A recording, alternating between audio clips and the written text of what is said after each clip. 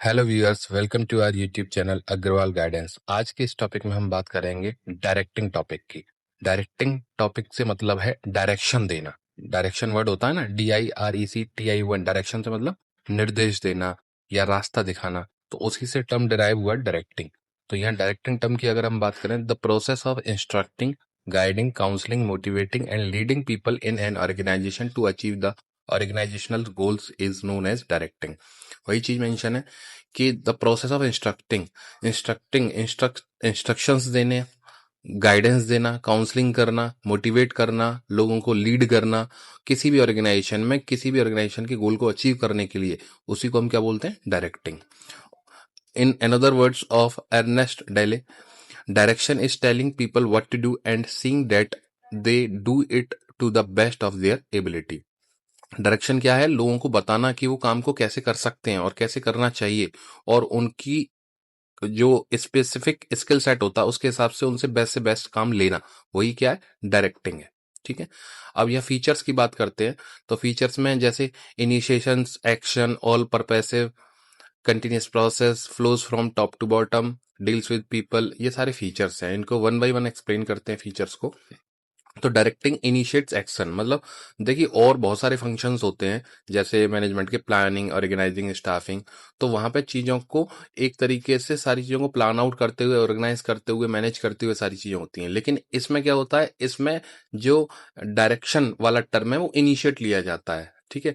इसमें लिखा भी हुआ है, the other function of management, planning, organising, staffing, create conditions for managers to take appropriate actions, whereas directing function initiate actions in an organisation. Directing term क्या करता है? Initiate लेता है ऑर्गेनाइजेशन में किसी भी टाइप के इंस्ट्रक्शंस को देने के लिए, किसी भी चीज को गाइड करने के लिए।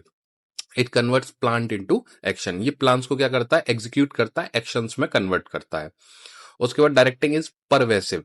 डायरेक्टिंग इज परवेसिव से मतलब है कि ये हर लेवल पे आपको दिखेगा। अब ऐसा नहीं है कि खाली एक बॉटम लेवल पे इंप्लीमेंट हो रहा है, कि मिडिल लेवल पे नहीं हो रहा है। ये बॉटम लेवल पे भी होगा, मिडिल लेवल पे भी होगा, अपर लेवल पे भी होगा, और डिपार्टमेंट के इनसाइड भी होगा, डिपार्टमेंट के आउटसाइड भी होगा, और हर मैनेजर का इससे इन्वॉल्वमेंट होगा। तो इसी वजह से हम इसको बोलते हैं डायरेक्टिंग इज परवेसिव।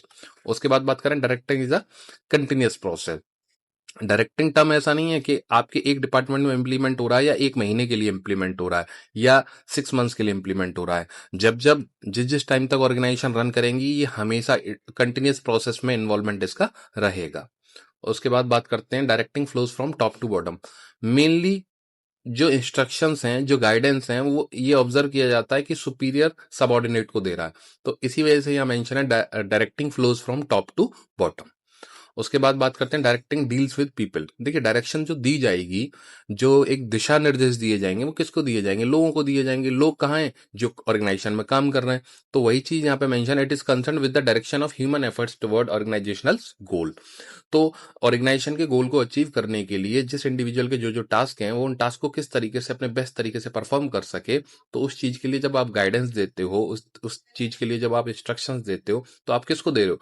लोगों को दे रहे हो। तो इसी वजह से यहाँ मेंशन है, डायरेक्टिंग डील्स विद पीपल। तो ये फीचर्स थे डायरेक्टिंग के। उसके बाद इंपॉर्टेंस की बात करते हैं, directing initiate action. Directing term क्या करता है? एक्शंस को इंप्लीमेंट करता है, करता है। Directing leads to integrated group activity. Directing lead करता है जो ग्रुप एक्टिविटी होती है वो प्रॉपर तरीके से फंक्शनिंग में आ सके। Directing attempts to get maximum out of individuals. जो इंडिविजुअल की स्किल सेट है वो अपना मैक्सिमम आउटपुट दे सके, डायरेक्टिंग इस चीज को कंफर्म करता है। Directing helps to implement changes. अगर किसी भी ऑर्गेनाइजेशन में किसी भी टाइप का चेंज है, तो वो डायरेक्शन के बिहाफ पे वो सारी चीजें इंप्लीमेंट होती हैं। Directing provides stability and balance in the organisation. Director ये चीज इंश्योर करता है कि जो स्टेबिलिटी है वो किस तरीके से इंश्योर हो सके, और ऑर्गेनाइजेशन एक बैलेंस तरीके से, स्मूथ तरीके से कैसे रन हो सके। तो ये सारे इंपॉर्टेंस हैं डायरेक्टिंग टर्म के। उसके बाद प्रिंसिपल्स की बात करते हैं। प्रिंसिपल्स क्या है डायरेक्टिंग के? मैक्सिमम इंडिविजुअल कॉन्ट्रीब्यूशन, कि हर इंडिविजुअल का जो भी स्किल सेट, जो भी एबिलिटी है, वो अपना maximum to maximum contribution organisation को दे। हार्मनी ऑफ ऑब्जेक्टिव, जो भी कंपनी का ऑब्जेक्टिव है उसको अचीव करने के लिए जितने भी एम्प्लॉयज काम कर रहे हैं, उनके बीच जो कोऑर्डिनेशन है, हार्मनी है, वो बहुत अच्छे तरीके से रहे। चाहे साइकोलॉजिकल माइंडसेट के साथ या फिजियोलॉजिकल टर्म के साथ, उन लोगों के बीच में जो एडजस्टमेंट है वो बहुत अच्छे तरीके से रहना चाहिए। इस चीज को डायरेक्टिंग एक्टिविटी के साथ कोऑर्डिनेट किया जाता है, जिससे वो प्रॉपर तरीके से फंक्शनिंग में आ सके। Unity of command.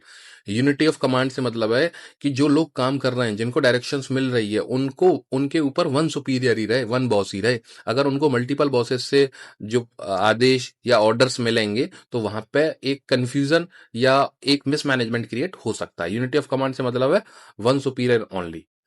उसके बाद अप्रोप्रिएटनेस ऑफ डायरेक्शन टेक्निक्स। जो भी मैनेजर्स इंस्ट्रक्शंस दे रहे हैं और जो भी अलग अलग तरीके से गाइड किया जा रहा है, तो वो डायरेक्शन की टेक्निक जो है वो अप्रोप्रिएट होनी चाहिए, जिससे कि जो सबॉर्डिनेट्स हैं वो प्रॉपर उन ऑर्डर्स को समझ सकें और इंप्लीमेंट कर सकें। उसके बाद बात करते हैं मैनेजरियल कम्युनिकेशन। देखिए, जब कोई भी इंस्ट्रक्शंस दिए जा रहे हैं, कोई भी गाइडेंस दी जा रही है, कोई भी मोटिवेशन किया जा रहा है सबॉर्डिनेट्स को, तो वहां कम्युनिकेशन एक्टिविटी है, चाहे वर्बल हो चाहे नॉन वर्बल हो, चाहे ओरल हो चाहे रिटन हो। तो वो जो भी कम्युनिकेशन की एक्टिविटी है वो सिस्टमैटिक फ्लो में कन्वर्ट होनी चाहिए, जिससे सुपीरियर से जो सबॉर्डिनेट के बीच में जो मैसेज जा रहा है वो एक प्रॉपर जाए और इफिशियंट तरीके से वो लोग उस टास्क को समझ सकें और परफॉर्म कर सकें। उसके बाद strategic use of informal organisation. देखिए, किसी भी कंपनी में न चाहते हुए भी बहुत सारे इनफॉर्मल ग्रुप्स बन जाते हैं। अब उन इनफॉर्मल ग्रुप्स को कैसे आइडेंटिफाई करना है, कैसे उनको डायरेक्शंस देनी है, कैसे उनसे काम निकालना है, ये डायरेक्टिंग प्रिंसिपल का रोल है। उसके बाद इफेक्टिव लीडरशिप।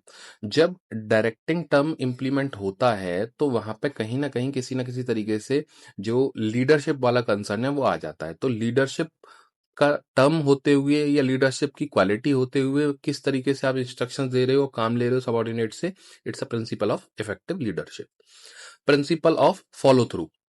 भाई, आपने इंस्ट्रक्शंस तो दे दिए, आप उनको मॉनिटर कैसे कर रहे हो, आप उनका फॉलो अप कैसे ले रहे हो, तो वो सारी चीजें आ जाती हैं कि आप किस तरीके से एवेल्युएट कर रहे हो असाइन टास्क को और उसमें से परफॉर्मेंस कैसे निकल के आ रही है। तो ये है principle of follow through.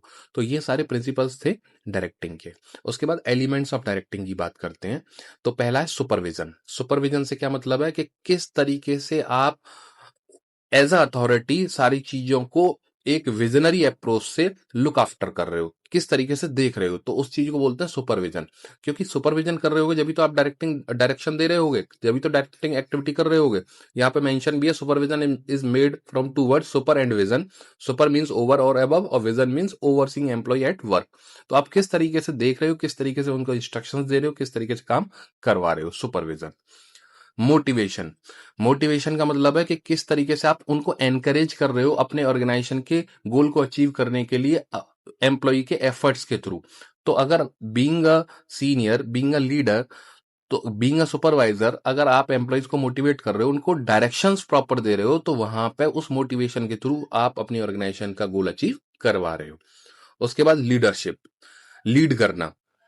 Her department में अलग तरीके से लीडरशिप क्वालिटीज देखी जाती हैं सीनियर्स के बीच में।